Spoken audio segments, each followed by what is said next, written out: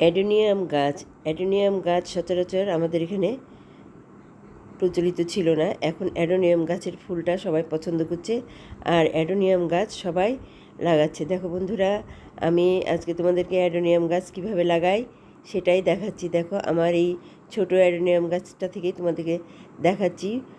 বালু আর মোটা বালু আর ডিমের খোসা দিয়ে আমি এই অ্যাডেনিয়াম গাছ লাগাই। দেখো বালুটা মোটা আর এর সঙ্গে মিক্স করেছি ডিমের খোসা, ব্লেন্ডারে বেটে একদম পাউডার করে নিয়েছি, দিয়ে এই গাছটা লাগাই। এই গাছ এইভাবে এই সার প্রয়োগের মাধ্যমে, এটা যেহেতু প্রাকৃতিক সার, গাছের কোনো ক্ষতি হয় না এবং গাছের সৌন্দর্য বৃদ্ধি পায় আর গাছের গোড়াটা বেশ মোটা হয়। দেখো আমার দুইটা ছোট ছোট গাছের গোড়া দেখাচ্ছি তোমাদেরকে কি মোটা হয়েছে। আর এই গাছ লাগানোর পদ্ধতি হচ্ছে মোটা বালু আর তার সঙ্গে অল্প পরিমাণে মাটি, আর আমি দিয়ে দিয়েছি সেই সঙ্গে ডিমের খোসার গুঁড়া দিয়ে অ্যাডেনিয়াম গাছ লাগাই। অ্যাডেনিয়াম এইভাবে গাছ লাগালে গোড়াটা বেশ মোটা হয় আর গাছের সৌন্দর্য বৃদ্ধি পায়, ডালপালাও প্রচুর হয়। এই গাছটাকে আমি আস্তে আস্তে অনেকগুলো ডালপালাতে পরিণত করব।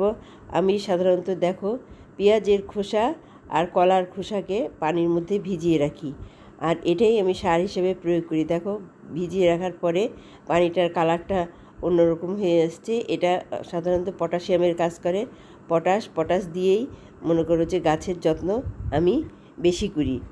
দেখো এই গাছ পেঁয়াজের খোসা আর কলার খোসা 3-4 দিন ভিজানোর পরে পানির কালারটা অন্যরকম হয়ে যায় আর এই পানিটাই আমি সাধারণত গাছে ব্যবহার করি, অন্য কোনো পানি দিই না। যেহেতু এই গাছে পানির পরিমাণ খুবই কম লাগে, এই পানি ধারণ ক্ষমতা আর প্রচুর পরিমাণে, তাই সাধারণত আমি এই পানিটাই ব্যবহার করি। এই পানি দেওয়ার ফলে গাছে প্রচুর পরিমাণে ফুল ধরে।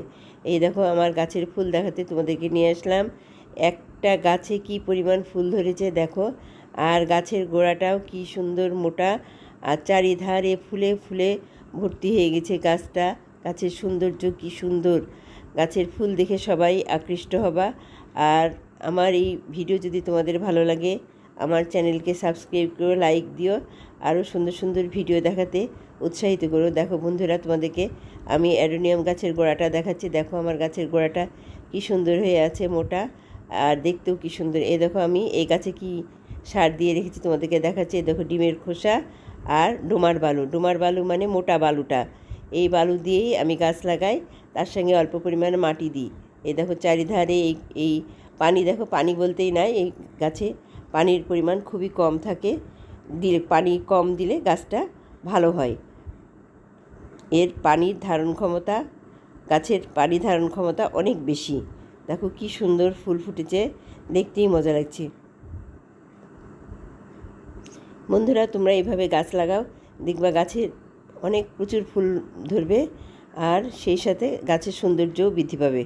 সবাই ভালো থেকো। আসসালামু আলাইকুম।